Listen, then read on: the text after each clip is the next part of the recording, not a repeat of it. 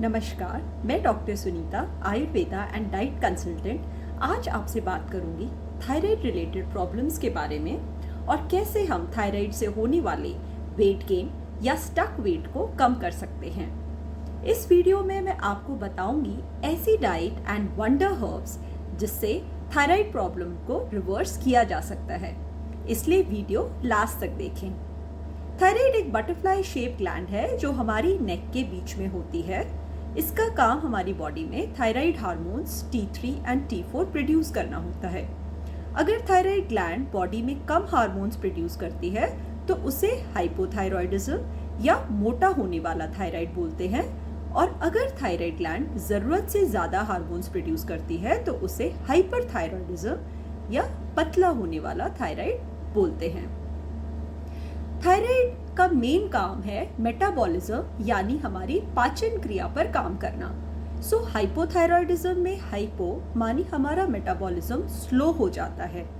आयुर्वेद के अनुसार हमारी पाचन क्रिया या अग्नि डाइजेस्टिव फायर कम हो जाती है। इसकी वजह से हाइपोथायरॉयडिज्म में वजन बढ़ना, कॉन्स्टिपेशन, बॉडी में ड्राइनेस होना, हाथ पैर ठंडे रहना, हेयर फॉल होना, मेंसेस का इरेगुलर होना और एनर्जी लेवल्स लो रहना जैसी प्रॉब्लम्स देखी जाती हैं। हाइपोथायरॉइड कंडीशन में हमें क्या करना चाहिए?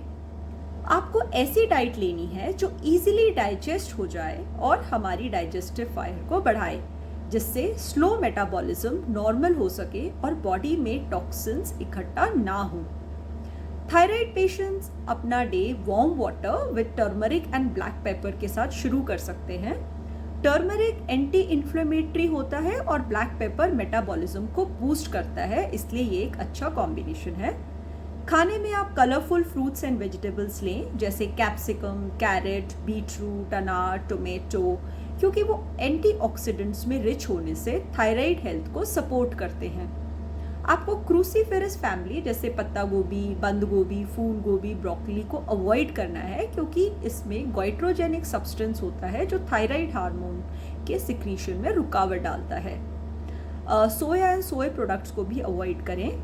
लेंटिल्स एंड पल्सेस को कुक करने से पहले कम से कम 2 से 4 घंटा सोक कर लें। आप होल ग्रेन्स लें क्योंकि उसमें ग्लूटेन की मात्रा कम पाई जाती है। ग्लूटेन डाइजेशन में हैवी होने के कारण थायराइड ग्लैंड के फंक्शन को स्लो कर देता है, इसलिए ज्वार, बाजरा, मिलेट रोटी, ब्राउन राइस प्रेफर करें। अपनी डाइट में प्रोबायोटिक्स ऐड करें, जैसे butter milk, raita, fermented food, dhokla, idli, kanji. Probiotic gut को हेल्दी रखते हैं और अगर हमारा गट हेल्दी होगा तो हमें थायराइड रिलेटेड इश्यूज नहीं होंगे। थायराइड पेशेंट्स में अक्सर कोलेस्ट्रॉल भी रेज्ड होता है, इसलिए फ्राइड फूड, प्रोसेस्ड फूड बिल्कुल अवॉइड करें। स्नैक टाइम में मिक्स सीड्स जैसे flax seeds, pumpkin, chia, sunflower seeds ले। नट्स में almond, pistachio, Brazilian nut are good options. Magnesium and selenium rich होने से ये थायराइड हार्मोन की प्रोडक्शन में हेल्प करते हैं। आप मिल्क टी ना लेके ग्रीन टी जैसे जिंजर, सिनेमन टी लें, इससे आपका कोलेस्ट्रॉल और थायराइड दोनों बैलेंस रहेंगे। थायराइड पेशेंट्स को शुगर इनटेक कट करना है, specially white sugar. Metabolism slow होने से हाइपोथायरॉइड पेशेंट्स में वेट गेन की टेंडेंसी होती है और शुगर हाई इन कैलोरी होने की वजह से आपका वेट बढ़ा सकती है। आपको शुगर क्रेविंग्स को अवॉइड करने के लिए डाइट में फाइबर ऐड करना है, जैसे flax seed, isabgol husk, salads. But salads को स्पेशली नाइट में रॉ ना लेकर उसको थोड़ा सॉटे करके लें। आप फ्रूट जूस की जगह वेजिटेबल जूस प्रेफर करें, जैसे एशगॉर्ड जूस, लौकी, बीट, कैरेट जूस। इससे आपका वेट गेन एंड कॉन्स्टिपेशन दोनों को अवॉइड कर सकते हैं। आयुर्वेद में हाइपोथायरॉयडिज्म के लिए एक सुपर हर्ब है जो मेटाबॉलिज्म को बूस्ट करती है और वेट लॉस भी करती है, इसलिए ये हाइपोथायरॉयड को रिवर्स करने के लिए इसे हम यूज करते हैं। हर्ब का नाम है त्रिकटु, जो सौंठ, ड्राई जिंजर, काली मिर्च, ब्लैक पेपर और पिपली, इसको हम लॉन्ग पेपर भी बोलते हैं, उससे बना है। इससे 2 से 3 ग्राम वार्म वाटर में बटर मिल्क, लेमन जूस या खाने में आप स्प्रिंकल करके ले सकते हैं। अब हम बात करेंगे हाइपरथायरॉयडिज्म के बारे में। थायराइड ग्लैंड के ओवर एक्टिव हो जाने की वजह से बॉडी में ज़रूरत से ज़्यादा T3, T4 हार्मोन्स का सिक्रीशन अगर थायराइड ग्लैंड करती है तो उसे हम हाइपरथायरॉयडिज्म कहते हैं।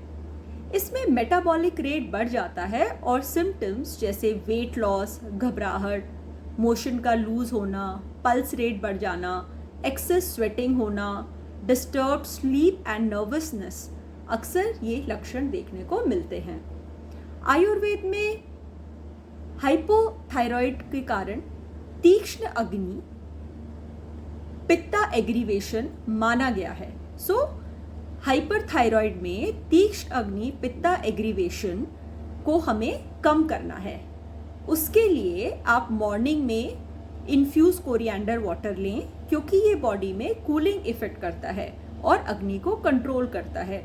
आप काऊ घी या cold pressed coconut oil empty stomach ले सकते हैं, ये बढ़े हुए पित्त को कम करता है। काऊ घी and coconut oil healthy fat होने से थायराइड हार्मोन्स को रेगुलेट भी करते हैं। आप वेजिटेबल्स में क्रूसीफेरस वेजिटेबल्स लें, जैसे cabbage, broccoli, cauliflower, spinach. Avoid iodine rich foods जैसे meet, red meat, sea food. Ayurveda में हाइपरथायरॉयडिज्म के लिए जो वंडर हर्ब है अश्वगंधा। ये बॉडी के एक्सेस कॉर्टिसोल लेवल्स को कम करता है और हाइपरथायरॉयड से जो nervousness, disturbed sleep, increase pulse rate होता है, उससे कंट्रोल करता है। आप अश्वगंधा पाउडर काऊ मिल्क के साथ सोते टाइम, बेड टाइम में आप ले सकते हैं। और जो दूसरी वंडर हर्ब है उसे हम लाइकोरिस या मुलेठी बोलते हैं। ये थायराइड के इन्फ्लेमेशन को दूर करती है और थायराइड हार्मोन्स को नियंत्रित करती है। आप मुलेठी को गर्म पानी से ले सकते हैं या मुलेठी वाटर बनाकर उसे पूरा दिन पी सकते हैं। Along with diet and herbs you need good sleep, क्योंकि हमारी स्लीप साइकिल का डायरेक्ट इम्पैक्ट हार्मोनल साइकिल पे पड़ता है। So minimum 7 to 8 hours of sleep is required for thyroid gland to function properly. Yoga therapy जैसे Om chanting, Sheetali pranayama, Ujjayi pranayama, Bhramari pranayama and asana जैसे shoulder stand, सूर्य नमस्कार thyroid gland की फंक्शनिंग के लिए बहुत अच्छे हैं। अगर आपकी थायराइड प्रॉब्लम की शुरुआत हुई है तो आप इस वीडियो में बताई गई टिप्स से थायराइड प्रॉब्लम्स को ईजिली रिवर्स कर सकते हैं। और अगर आपकी प्रॉब्लम पुरानी है तो इन टिप्स की हेल्प से आप थायराइड टैबलेट की डोज को धीरे धीरे कम कर सकते हैं and over a period of 6 months to 1 year पिल से परमानेंट छुटकारा भी पा सकते हैं। अगर आपको वीडियो अच्छा लगा हो then please do like and subscribe my channel. और अगर आपने नेचुरल वे से थायराइड को रिवर्स किया है then do share the tips in the comment. Stay healthy.